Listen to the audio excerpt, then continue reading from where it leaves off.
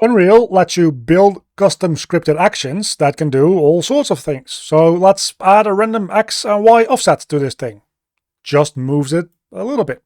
Let's add a random yaw rotation. It adds a random amount of rotation to its yaw just to create a bit of a visual uniqueness in things that I set down into a grid.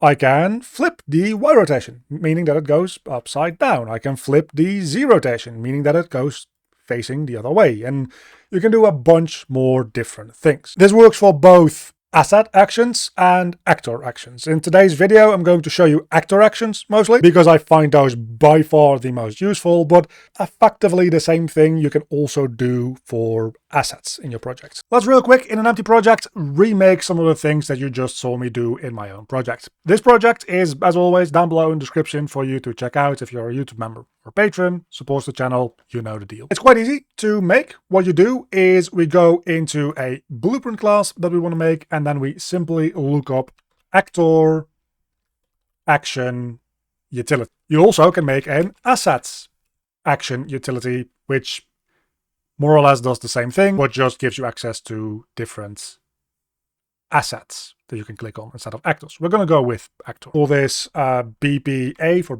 blueprint actions, something along those lines, and we'll just call this tutorial for now. If we open that up, we see a normal blueprint graph like we might be used to.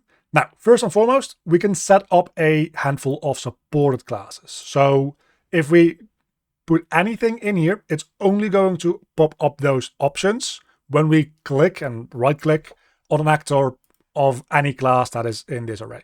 If we keep this empty, it'll pop up on any actor, but sometimes maybe you want specific actions to update the collision type of a certain mesh component in a certain type of actor, and you don't want to have to go through all of them at once. It's literally something that I did. So you can just select all of those actors, right-click, and run the action on them. But of course, you don't want that to be able to be clicked on for any given type of actor because it requires accessing the component on that specific class and so on and so forth. For now though, let's start by making the function flip Y rotation. Just as simple as that. It automatically marks this as call in editor. You actually do want that. And from there, the first thing we generally do is we begin a transaction. You don't need to give in the primary object necessarily. You just give a context, call that something, just actor yaw. Doesn't really matter what you call it. And then a description of what happens. Call that add random yaw to actor. The transaction is just a way for Unreal to keep track of what is considered an action as a whole, so that you can undo and redo those actions as well. Then we get the selected actor. So that would be in the scouting category here. This is where we get an array. So you can run this action, as I just explained in an example, on multiple actors at the same time. Because whenever you get the selected actors, you're going to get the array of everything. If it's just one, obviously, it's only going to be running on the one actor, but you still get an array just with one entry. As you can see, we put that into a for each loop. I hope that much is pretty self-explanatory. Then we need to tell it, okay, we're going to do something about this object. So we need to every object say, hey, you're about to be transacted. So that again, it can keep track of, hey, I was changed here. And when the engine says, hey, undo a change, this object knows that it was part of that change. Then we assume that this is an actor, so that's good. If you have a specific type of actor that this needs to be run on, that you put in the filters that I showed you before, you would cast it to that type here. Obviously, we don't need to do that, so we just add actor local rotation, and we're just going to be adding 180 degrees of Y rotation. Like that. Then once the for each loop is complete, we want to end the transaction. That will say, hey, this transaction that we started here is now going to be ended. So this opens up the transaction.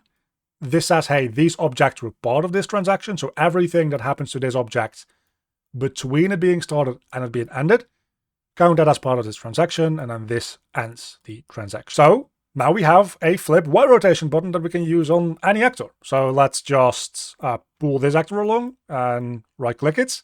You might not see it in this over here. And that is because we don't have this as run on startup. Some of these added actions you always want to have running. Some of them might be so situational that you're like, it does obviously give a little bit of extra overhead to the editor, a minimal amount, but can give a little bit of overhead and it can clutter up your right-click context menu a little bit. But this one I want to run on startup. If you don't want to run it on startup, by the way, you just right-click it and you say run editor utility blueprint, and that'll manually start it up. This will just start up this utility whenever you have the editor opened in the first place. And then we have scripted editor actions flip Y rotation, which will flip it upside down, as we can see right here, which is quite nice. And we can flip it back up to being normal as it was before. And of course, we can, again, do whatever we want. So we can copy this over and say add random Z rotation. And then instead of just adding 180 degrees here, what we do is we split this structure pin. We set this to 0.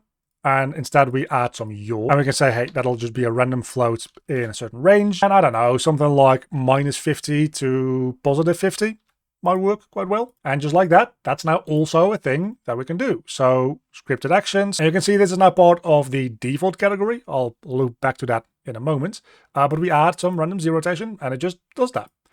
The reason this is part of the default category, I don't actually know why the other one wasn't, to be honest with you. Definitely should have been. You can sort these functions into categories. So we can say this will be actual rotation and putting everything to do with rotations in that category. And that then creates them as little extra submenus within here. So now we've got scripted actions, rotations, and this is everything to do with changing its rotation. So that is editor utility actions. Again, there's also potential to do this with assets. I personally don't find myself really in a lot of situations where that is as useful as it is with actors, but it still is an option and it works pretty much the same way. And a very big thank you to all my Patreons. You can see them on screen right now. If you want to help support the channel or get any of the project files in any of my tutorials, there's a link down below to the Patreon page to support me, or alternatively as a YouTube member. My Cave Student tier supporters, Oiku, Earl, Monseville Erno, and my Cave Digger tier supporters, Mauricio Farias.